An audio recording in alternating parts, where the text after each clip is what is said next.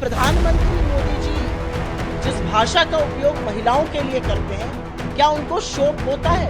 यहाँ पर तो किसी एक सिरफिरे ने किया और उसको पूरी सजा मिलनी चाहिए। शर्म नहीं आती कि बिल्किस बानो की बच्ची का सर उसके आंखों के सामने दीवार से फोड़ा गया, वो मां नहीं थी? और आप बात करते हैं माओ की, तो राहुल जी ने आगे बढ़ के कहा कि नहीं ये गलत है, उनको ट्रोल मत कीजिए।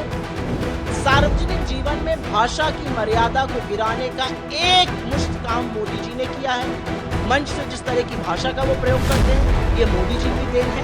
मैं बिल्कुल इसके खिलाफ हूँ। परिवार को, महिलाओं को, माताओं को इसमें नहीं घसीटना चाहिए। लेकिन मोदी जी जब उन लोगों को फॉलो करते हैं जो खुलेआम औरतों को रेप की थ्रेट देते हैं, गंदे मीम बनाते हैं, भद्दे मीम बनाते हैं। पीएम मोदी की मां का अपमान हुआ है। राहुल और तेजस्वी को माफी मांगनी होगी। कुछ इसी तरह के तर्क और दलील के साथ बीजेपी और उसके सहयोगी दलों के नेता और कार्यकर्ता गुरुवार को बिहार की सड़कों पर उतरे और जमकर हंगामा मचाया। राजधानी पटना ही नहीं, बिहार के तमाम छोटे बड़े शहरों से बंद के दौरान हंगामा और बवाल की तस्वीरें दिन भर आती रहीं। इस दौरान एक महिला शिक्षक के अपमान की भी तस्वीरें सामने आई, तो बंद के दौरान एक प्रेग्नेंट वुमेन की गाड़ी को रोकने की खबरें भी आईं। खैर, मुद्दा ये नहीं है। सवाल ये है कि जिस अपमान की बात पर बीजेपी वाले बवाल मचा रहे हैं, वो खुद सवालों के घेरे में क्यों हैं?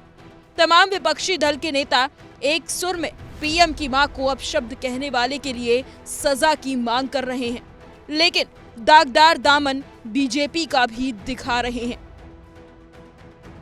कांग्रेस की तेज तर्रार प्रवक्ता सुप्रिया श्रीनेत ने तो बाकायदा उन माओं का नाम लेकर पीएम से सवाल किया है कि क्या वो किसी की मां नहीं है? बिल्किस बानो के साथ जो हुआ वो सही था? सोनिया गांधी के साथ जो हुआ क्या वो सही था?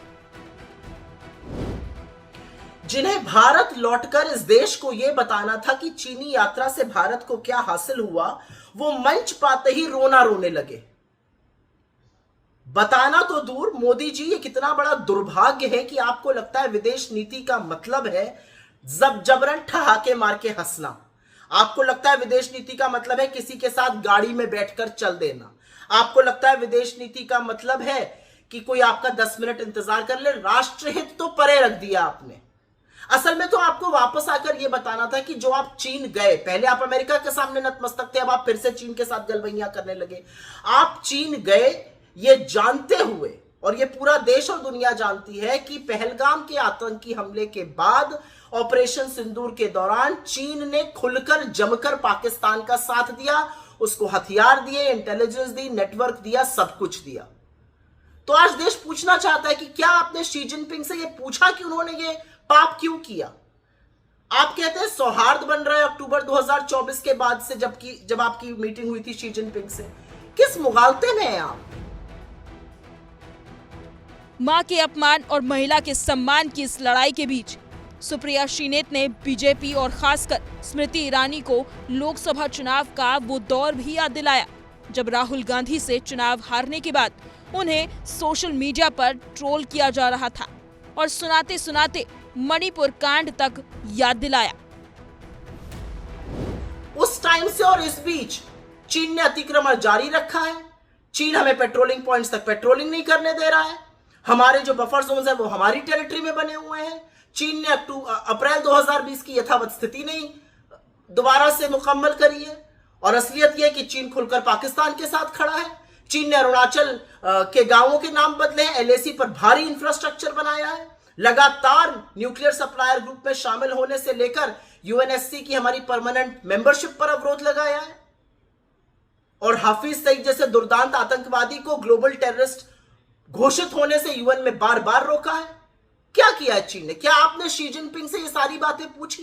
क्या आपने शी जिनपिंग से पूछा कि एक तरफ वो आपसे मिल रहे हैं और एक तरफ वो आसिम मुनीर से मिल रहे हैं, वो व्यक्ति जिसके हाथ भारतीयों के खून से सने हुए हैं? क्या आपने ये जानने की कोशिश की कि पाकिस्तान जैसे आतंकी मुल्क को इतनी तवज्जो उस ग्लोबल प्लेटफॉर्म पे कैसे मिल रही है? आइए बात करते हैं रूस की। आपने, आपके भक्त मंडली ने, आप कार में पुतिन जी के साथ कहीं चले गए, उसकी बड़ी चर्चा है।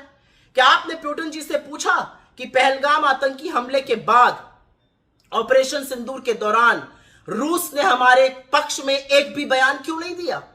क्या आपने पूछा कि आप तो हमारे सदाबहार मित्र थे, आपने क्यों कदम खींच लिया, हाथ खींच लिया हिंदुस्तान से? और एक बात का जवाब जरूर दीजिएगा मोदी जी कि रूस से सस्ता तेल खरीदकर आपने अपने पूंजीपति मित्रों को तो खूब फायदा पहुंचाया, उसका फायदा जनता को क्यों नहीं पहुंचा? टैरिफ लगने से जनता नुकसान झेले, लेकिन सस्ते क्रूड का फायदा जनता को ना हो, यह भी बताइएगा।